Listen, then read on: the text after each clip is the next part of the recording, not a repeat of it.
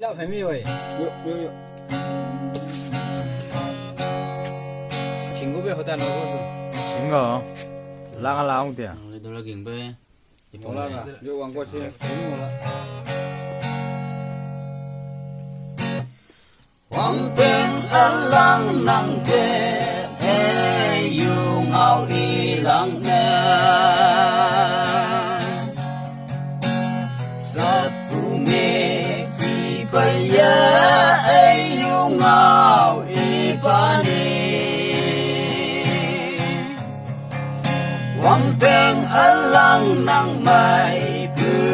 ki au hi mai la yan dai ha au li de ye yung pe wang peng alang nang de nin yong bu pa dam na sem min lam pi asai ma mui hai man dau fa hát mong cha chinh nè hoàng bên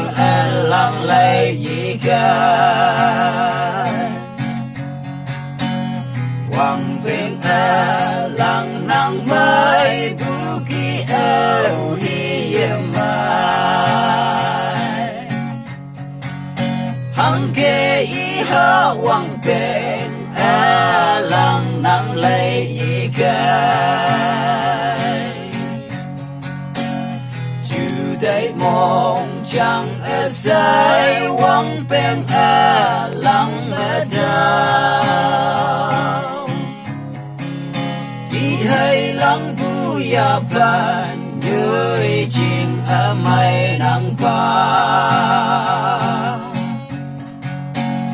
quăng bên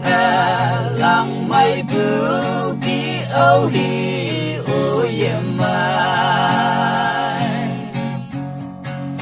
Wang peng alang nang de min yong bu pa dam na sem mit lam pi asai ma mui hai man dau pa han mong cha ching ne wang peng alang lei yi ka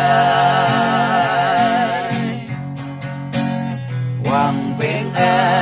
lặng nang mai bu ki au hi yem mai Ulam pan biang